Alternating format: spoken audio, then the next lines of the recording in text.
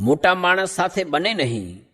સ્વામિનારાયણ હરે સંવત 1882ના પોષવદી 13ને દિવસ સ્વામી શ્રી સહજાનજી મહારાજ શ્રી વડતાલ મધ્યે શ્રી લક્ષ્મીનારાયણના દરબારમાં લીમડાના વૃક્ષ હેઠે મંચ ઉપર ગાદી તકિયા બિછવાવીને વિરાજમાન હતા ને શ્વેત વસ્ત્ર ધારણ કર્યા હતા ને પોતાના મુખારવિંદની આગળ મુનિમંડળ સમસ્ત તથા દેશ દેશના હરિભક્તની સભા ભરાઈને બેઠી હતી. તે સમામાં વડોદરાના શાસ્ત્રી બેઠા હતા. તેણે એમ કહ્યું છે, હે મહારાજ, તમે જો કોઈક મોટા માણસને ચમત્કાર જણાવો તો તેમાંથી ઘણો સમાસ થાય. પછી શ્રીજી મહારાજ બોલ્યા છે, મોટા માણસ સાથે અમારે ઝાઝું બને નહીં. શા માટે છે? એને રાજ્યનો ને ધનનો મદ હોય અને અમારે ત્યાગનો ને ભક્તિનો મદ હોય. માટે કોઈક એને નમી દે એવું કામ નથી. અને કોઈ મોટા માણસને જો સમાધિ કરાવીએ તો કંઈક ગામ ગરાસ આપે, તેની અમારા હૃદયમાં લાલચ નથી. કેમ છે? ગામ ગરાસ તો સુખને અર્થે ઈચ્છીએ, તે અમારે તો નેત્ર મીચીને ભગવાનની મૂર્તિનું ચિંતન કરીએ. તેમાં જેવું સુખ છે તેવું 14 લોકના રાજ્યની વિશે પણ નથી. અને જો ભગવાનના ભજન જેવું રાજ્યની વિશે સુખ હોય તો સ્વયંભૂ મનુ આદિ જે મોટા મોટા રાજા તે સર્વે રાજ્ય મૂકીને વનમાં તપ કરવા શા સારું જાય? અને ભગવાનના ભજન જેવું સ્ત્રીને વિશે સુખ હોય તો ચિત્રકેતુ રાજા કરોડ સ્ત્રીઓને શા સારું મૂકે? અને ભગવાનના ભજનના સુખ આગળ તો 14 લોકનું જે સુખ તે નરક જેવું કહ્યું છે. માટે જે ભગવાનને સુખે સુખ્યો થયો હોય તેને તો બ્રહ્માંડને વિશે જે વિષયનું સુખ છે તે નરક તુલ્ય ભાસે છે. અને અમારે પણ ભગવાનના ભજનનું સુખ તે જ સુખ જણાય છે, બીજું સર્વે દુઃખરૂપ જણાય છે. માટે પરમેશ્વરનું ભજન સ્મરણ કરતા થકા જેને સહેજે સત્સંગ થાય તેને કરાવીએ છીએ, પણ કોઈ વાતનો અંતરમાં આગ્રહ નથી. આગ્રહ તો કેવળ ભગવાનના ભજનનો અને ભગવાનના ભક્તોનો સત્સંગ રાખ્યાનો છે. એ અમારા અંતરનો રહસ્ય અભિપ્રાય હતો, તે અમે તમારી આગળ કહ્યો. ઇતિ વચનામૃતમ. એવી રીતે વડતાલ પ્રકરણનું 16મું વચનામૃત જે તે થયું. ભગવાન કેટલાકને સમૃદ્ધિ આપે છે ને કેટલાકને નથી આપતા, તેનું કેમ સમજવું? એ પ્રશ્ન છે. એનો ઉત્તર જે ઝાઝુ ધન મળે તો વધારે ફેલ કરે, માટે થોડું મળે તે ઠીક છે. સ્વામિનારાયણ સ્વામીએ વાત કરી છે, શાસ્ત્રમાં ભગવાનને સમદર્શી કયા છે તે ખરું નથી, કારણ કે ભગવાન તો ભક્તના છે પણ અભક્તના નથી, માટે સમદર્શી નથી. સ્વામિનારાયણ સ્વામીએ વાત કરી છે, એક હરિજને પૂછ્યું છે, આવો જોગ ન રહે ને કસર રહી જાય તો કેમ થશે?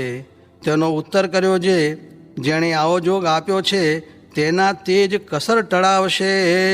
સ્વામિનારાયણ સ્વામીએ વાત કરી છે, આપણે તો બહુ મોટો લાભ થયો છે ને બહુ મોટી પ્રાપ્તિ થઈ છે, પણ આપણને સમજાતું નથી. તે જેમ પૃથ્વીનો રાજા હોય, તેનો છોકરો અલ્પ પદાર્થ સારું રૂએ, તેમજ આપણને મહારાજનો ને મોટા સંતનો સંબંધ થયો છે, પણ આ લોકના અલ્પ પદાર્થ ન મળે કે નાશ પામે તેનો શોક થાય કે તે સારું દિલગીર થવાય, તેને આ વાત સમજાતી નથી.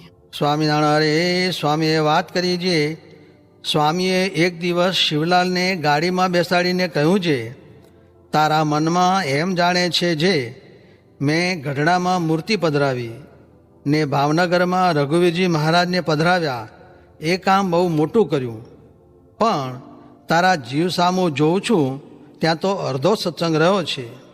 ત્યારે હાથ જોડીને કહ્યું છે, હા મહારાજ.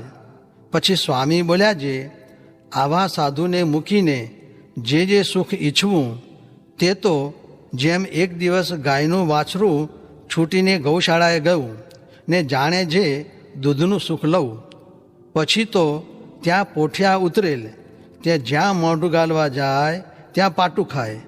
તે પાટું ખાઈ ખાઈને મોઢું તો સૂજી ગયું, પણ દૂધનું સુખ આવ્યું નહીં. પછી પોતાની મા આવી તો એ ધાવવા સમર્થ ન થયું. તેમ આવા સાધુને મૂકીને બીજે સુખ લેવા જાય છે તે તો પાટુઓ ખાધા જેવું છે. કેમ જે આજ્ઞા ઉપાસનામાં ભંગ પાડશે ત્યારે આવા સાધુ પાસે નહીં બેસાય.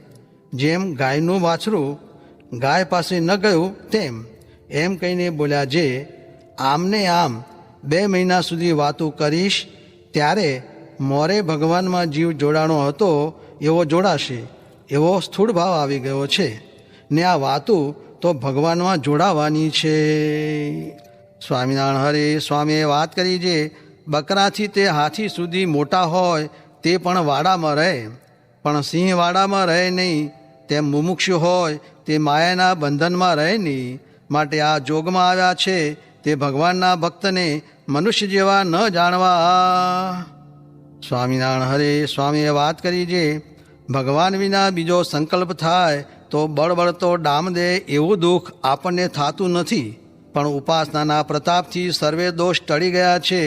માટે હું ભગવાનનો છું ને ભગવાન મારા સ્વામી છે એટલો ભાવ રાખવો ને શરીરી તથા કારણ કાર્ય તથા અન્વય વ્યતિરેક એ વચનામૃતને સમજ્યા વિના અર્થ કરવો નહીં, નિકર બાદ આવશે.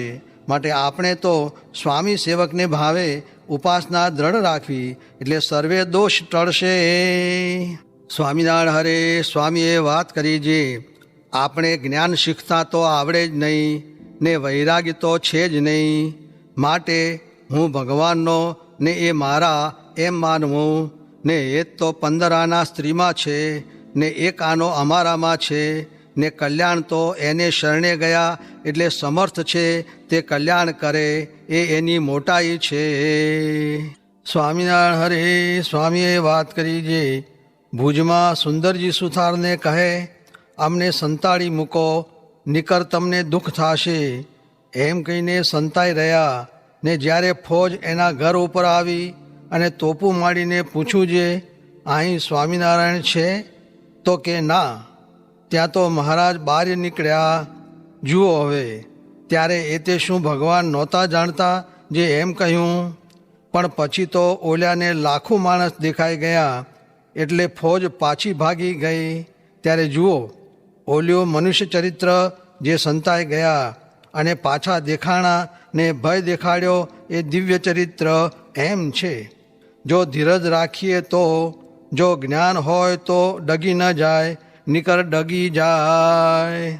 સ્વામિનારાયણ હરે સ્વામીએ વાત કરી, જે અમદાવાદમાં શ્રી નરનારાયણ દેવની પ્રતિષ્ઠા કરી તે સમયે શ્રીજી મહારાજ મુક્તાનંદ સ્વામી આદિક સંત આગળ એમ બોલ્યા, જે આ ભરતખંડના રાજા શ્રી નરનારાયણ છે, તેમની પ્રતિમાની પ્રતિષ્ઠા આપણે કરી ને જે સાક્ષાત મૂર્તિમાન શ્રી નરનારાયણ દેવ શ્રી બદ્રિકાશ્રમ વાસી છે તથા વૈકુંઠવાસી શ્રી લક્ષ્મીનારાયણ દેવ આદિક સર્વે તે પ્રગટ પુરુષોત્તમ દ્વિભુજ મૂર્તિ એવા આ ભગવાન તેમની ઉપાસના તથા સેવા કરે છે.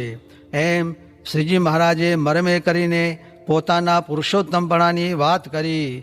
તે વાત સાંભળીને જે એકાંતિક જ્ઞાનવાન સંત હતા એ એમ સમજ્યા, જે આ પ્રગટ પુરુષોત્તમ શ્રીજી મહારાજ તે જ સર્વે અવતારના અવતારી ને અક્ષરધામના પતિ પ્રગટ પુરુષોત્તમ છે.